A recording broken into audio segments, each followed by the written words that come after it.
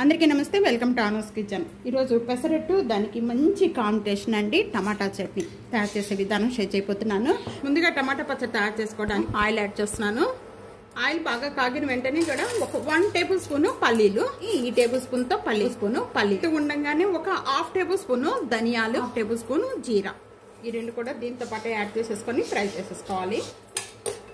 కారం ఎంత తీసుకుంటారో దాన్ని బట్టి పచ్చిమిర్చి యాడ్ చేసుకోవచ్చు అండి. పచ్చిమిర్చి బాగా వేయించుకోవాలి. ఉసిరికాయ ఎంత చింతపండు యాడ్ చేస్తున్నాను. దీంట్లోనే బాగా మెత్తగా అయిపోతుంది. ఒక ప్లేట్ లోకి యాడ్ చేసేసుకున్నాను. ఇంకా ఇవన్నీ కూడా బాగా మెత్తగా చేసుకోవాలి. నేను 5 టమాటాలు తీసుకున్నాను. వెల్లుల్లిపాయ రెబ్బలు ఒక 4 లేక 5, కొత్తిమీర, కొద్దిగా కరివేపాకు మామూలుగా మనం తాలింపులో వేస్తే తీసేసి పడేస్తూ ఉంటారు. ఈ విధంగా వేసారనుకోండి చాలా హెల్త్, చాలా మంచిది. మూత పెట్టేసేసుకొని మగ్గించేసుకోవాలి ఒక 3 మినిట్స్ వరకు కూడా. ఓపెన్ చేద్దామండి. టమాటా అంతా కూడా ఈ విధంగా మగ్గిపోతే చాలు. స్టవ్ బంద్ చేసేసుకొని పప్పులన్నీ కూడా మిక్సీ వేసుకొని మెత్తగా చేసుకున్నాం. ఈ చింతపండు తీసేసి ఈ టమాటాలతో పాటే మనం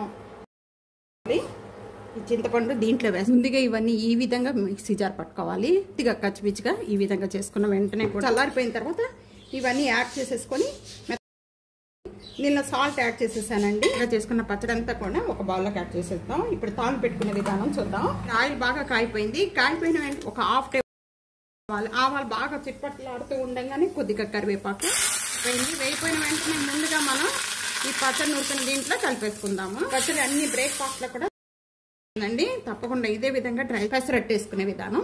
పెసరట్టు 2 రకాలుగా తయారు చేసుకోవచ్చు. ఓవర్ నైట్ అంతా నానబెట్టేసేసుకొని దీంట్లో ఇంకా నేను రైస్ కానీ ఏమి యాడ్ చేయలేదండి. వస్తాయి పల్స్గా. పొద్దున్నే టైం లేక ఎప్పుడైనా మర్చిపోయారనుకోండి పెసలు నానబెట్టడం, ముందు పొద్దున్న కడిగేసేసి పెసలు అలాగే మిక్సీ జార్లో వేసేసుకొని అలా 2 రకాలుగా చేసుకోవచ్చు. 3-4 టైమ్స్ వరకు కూడా పెసరపప్పు బాగా క్లీన్ చేసుకున్నంతా కూడా కొద్దిగా యాడ్ చేసుకుంటూ ముందు వాటర్ యాడ్ చేసుకోవద్దండి.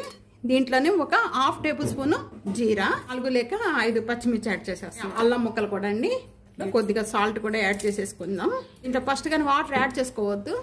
గర్గర్గా ఉంది చూస్తున్నారు కదండి. ఈ విధంగా చేసుకుంటే పెసరట్టు అనేది చాలా బాగుంటుంది. మెత్తగా చేసుకోకూడదు. ఇంకా ప్యాన్ బాగా కాగిన తర్వాత వాటర్ యాడ్ చేసుకోండి. కొద్దిగా వాటర్ ఈ విధంగా స్ప్రెడ్ చేసి ఇంకా దీని మీద ఆయిల్ కానీ ఏం కూడా యాడ్ చేయొద్దు. వెంటనే మీకు ఏ సైజులో కావాలో ఆ సైజు బాగా పల్స్గా వస్తాయండి. దీంట్లో మనం రైస్ కానీ ఏం కూడా యాడ్ చేసుకోలేదు. మీకు ఎంత సైజు కావాలి అనుకుంటే అంత సైజు ఈ విధంగా వేసుకోండి. నేను ఇక్కడ గీ యాడ్ చేస్తున్నానండి. పెసరట్టు కానీ దోశ కానీ గీతో చేసుకుంటే చాలా టేస్ట్గా ఉంటుంది. ఈ విధంగా వేగిపోయిన వెంటనే కూడా 1 సైడ్ అంతా కూడా బాగా వేగిపోయింది. రెండో వైపు వేగి తగ్గి ఇంత టైం ఎక్కువ పట్టదండి. అయిపోయింది. మళ్ళీ రెండోది కూడా నేను ఆనియన్ దోశ వేసి చూపిస్తాను. ఇప్పుడు పచ్చిగా ఉన్నప్పుడే పిండి అనేది ఈ విధంగా వేసేసుకొని స్ప్రెడ్ చేసేసుకోవాలి. ఈ విధంగా ప్రెస్ చేసిన వెంటనే ఇప్పుడు డ్రైగా అయిపోయింది. డ్రైగా అయిపోయిన వెంటనే కూడా ఇప్పుడు నేను ఇక్కడ గీ అప్లై చేస్తున్నాను. కొద్దిగా ఈ విధంగా చేసేసుకొని వెంటనే మళ్ళీ టర్నింగ్ తిప్పేసుకున్నాము. అయితే చాలండి. వేగిన వెంటనే కూడా ఆనియన్ దోశ రెడీ.